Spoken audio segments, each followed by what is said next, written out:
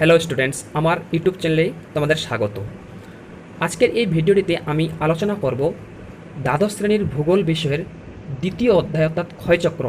এই অধ্যায় থেকে কী কী এমসিকিউ পড়তে হবে, কী কী এসএকিউ পড়তে হবে, কী কী বট কোশ্চেন পড়তে হবে, আমি সব কিছু পার্ট 1, পার্ট 2, পার্ট 3 আকারে আমি তোমাদেরকে ভিডিওর মাধ্যমে বুঝিয়ে দিব।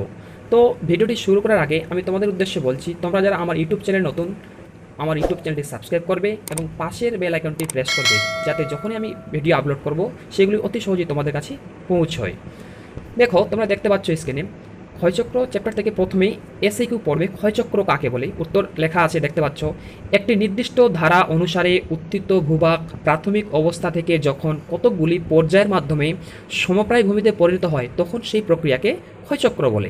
ক্ষয়চক্র কাকে বলে যদি আসে এটা লিখে দিবে। নেক্সট প্রশ্ন, স্বাভাবিক ক্ষয়চক্র কাকে বলে? দেখো উত্তর লেখা আছে, নদীর ক্ষয়চক্রের প্রভাবে কোনো উত্থিত ভূভাগ একটি নির্দিষ্ট পর্যায় অনুসারে যৌবন, পরিণত বার্ধক্য, সমপ্রায় ভূমিতে পরিণত হলে তাকে স্বাভাবিক ক্ষয়চক্র বলে। 22। এবার যদি প্রশ্ন আসে পরীক্ষায় যে কে কত সালে স্বাভাবিক ক্ষয়চক্র তত্ত্বটি প্রকাশ করেন, তো এখানে আমি এসআইকিউ বা এমসিকিউর জন্য আমি এটা দিয়েছি।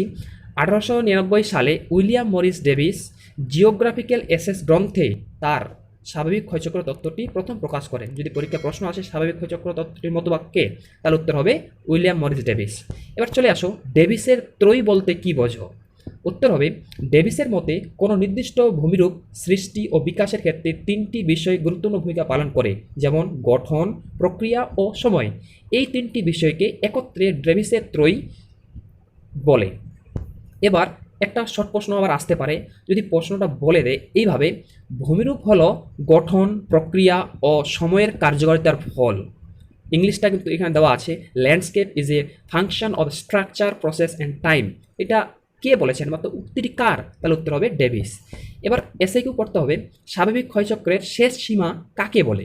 উত্তর হবে, ডেভিসের মতে স্বাভাবিক ক্ষয়চক্রের ক্ষেত্রে কোনো উত্থিত ভূমিভাগে ক্ষয়চক্রের মাধ্যমে নদী যেখানে ক্ষয়কার্য শেষ করে তাকে স্বাভাবিক ক্ষয়চক্রের শেষ সীমা বলে।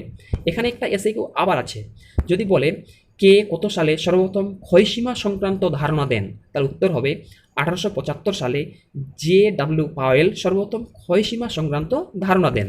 এবার এসএকিউ দেখো, সংজ্ঞা পড়তে হবে, ক্ষয়চক্রের ব্যাঘাত বা বাধা বলতে কি বোঝো?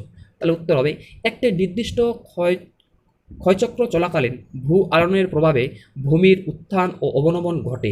এর ফলে সমুদ্রতলের উত্থান ও পতনের কারণে ক্ষয়চক্রের স্বাভাবিক অগ্রগতি ব্যাহত ঘটে, ফলে ক্ষয়চক্রের ভারসাম্য নষ্ট হয় এবং নতুন করে আবার ক্ষয়চক্র শুরু হয়।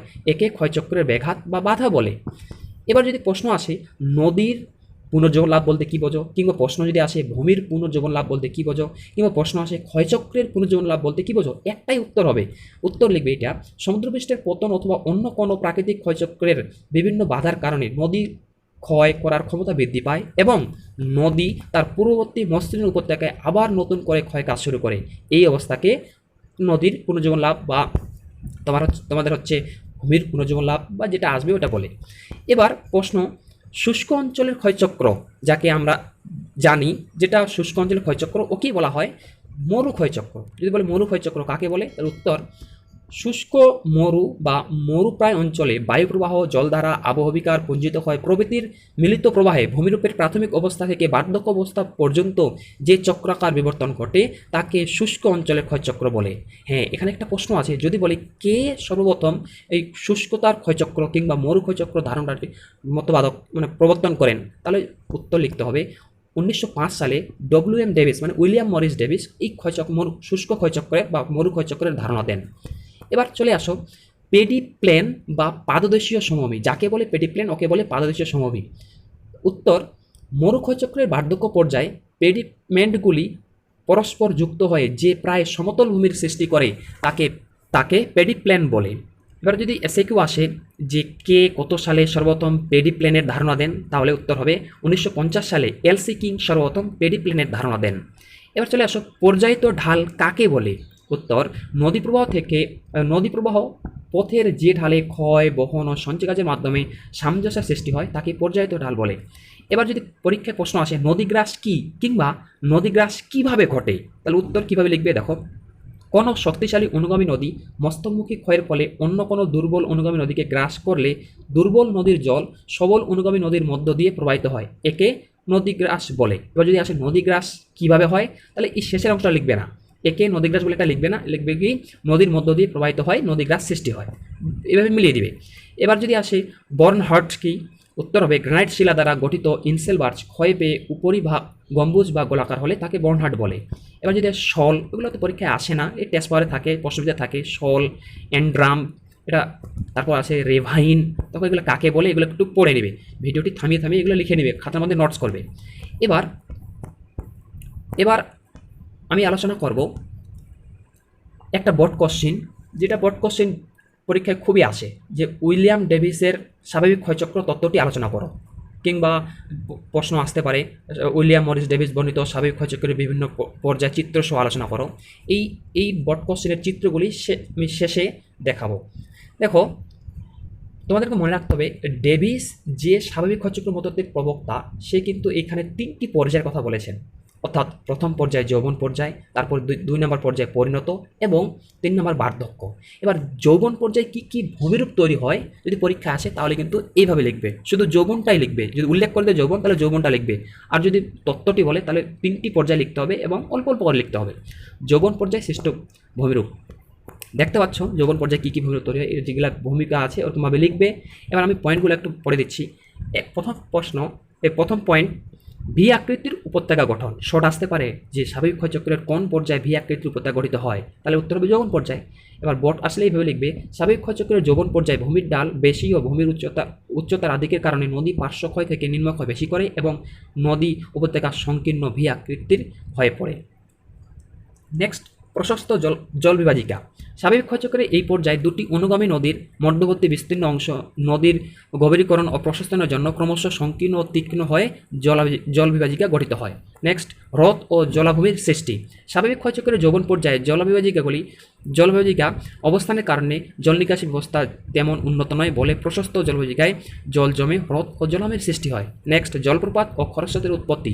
স্বাভাবিক ক্ষয়চক্রের যৌবন পর্যায়ে পর্যায়ক্রমে কঠিন ও কোমল শিলা অবস্থান করলে নদী কোমল শিলাকে ক্ষয় করে সিঁড়ির মতো ভূমিরূপ তৈরি হয়, সেই সিঁড়ির ওপর জল প্রবাহিত হয়, জলপ্রপাত ও খরস্রোতের উৎপত্তি হয়।